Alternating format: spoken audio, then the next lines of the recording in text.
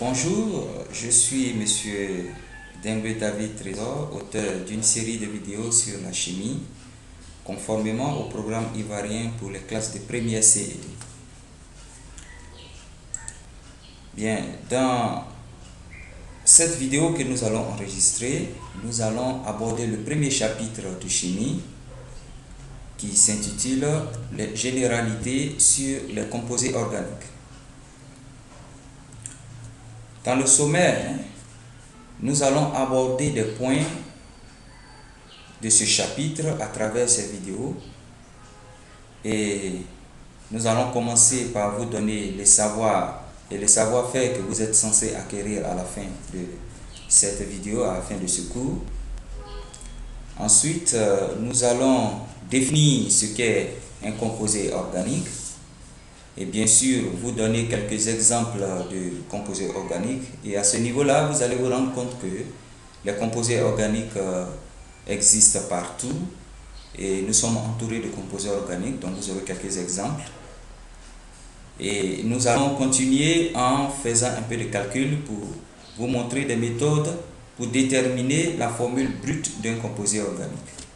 Et nous allons finir par étudier la notion de densité. La notion de densité va nous aider à effectuer certains calculs, tels que la détermination de la masse molaire d'un composé organique. Ok, c'est tout pour le sommaire. Nous entamons donc le chapitre avec cette partie A, savoir et savoir-faire que les élèves doivent acquérir à travers ce cours. L'élève que vous êtes, vous devez acquérir certaines capacités à la fin de ce chapitre sur les généralités sur les composés organiques.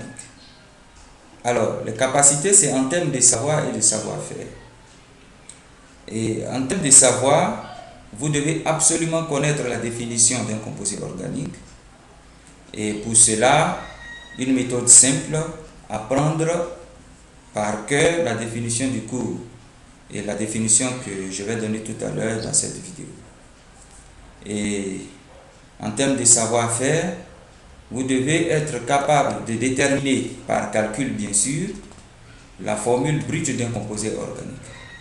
Et pour cela, nous allons parler de composition centésimale massique. Donc, vous devez maîtriser le calcul des compositions centésimales massiques et maîtriser aussi la notion de densité. Mais c'est juste des petits calculs, hein? Nous allons décortiquer ça tout à l'heure. Bien, nous allons entrer maintenant dans le vif du sujet avec cette partie B consacrée à la définition d'un composé organique. Le composé organique, c'est un composé chimique contenant l'élément carbone.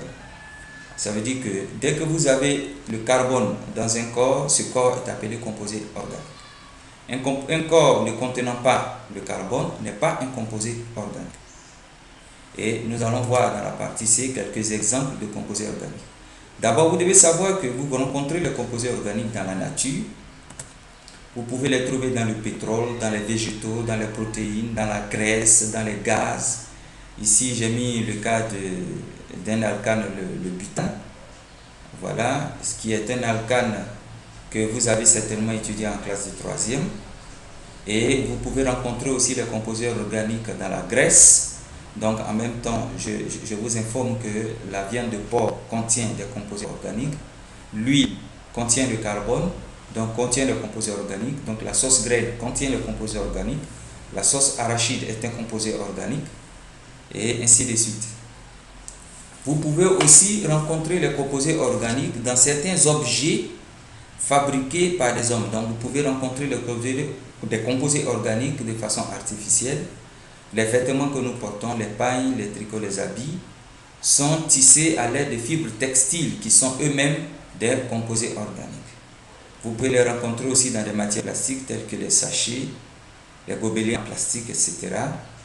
Le sucre que nous consommons dans le café contient le composé organique. L'alcool, le vin, la bière, etc. comprennent des composés organiques. C'est vrai que tout corps contenant du carbone est appelé composé organique. Mais en plus du carbone, vous pouvez rencontrer aussi l'élément hydrogène. C'est le cas des hydrocarbures de formule générale CXHY. Donc les hydrogènes sont des composés organiques. Je veux dire, les hydrocarbures sont des composés organiques. Vous pouvez rencontrer en plus du carbone l'élément oxygène. C'est le cas du sucre, de l'alcool, des acides, etc. Et enfin, vous pouvez aussi avoir l'élément azote. Voilà. On peut en trouver dans les protides. Voilà. Et ce n'est pas tout. Il y a aussi des composés organiques qui contiennent le brome, le chlore, le soufre, etc. C'est vrai que ces composés-là ne sont pas répandus, ils sont rares, mais ils en contiennent quand même, ils contiennent des composés organiques. En résumé, nous pouvons retenir ici que tout corps contenant le carbone est un corps appelé composé organique. Donc, en général, vous allez voir des composés organiques composés de carbone, d'hydrogène, d'oxygène et d'azote. Mais vous pouvez en trouver aussi qui contiennent le chlore, le brome et le soufre. Voilà. J'espère que vous avez bien compris cette première partie.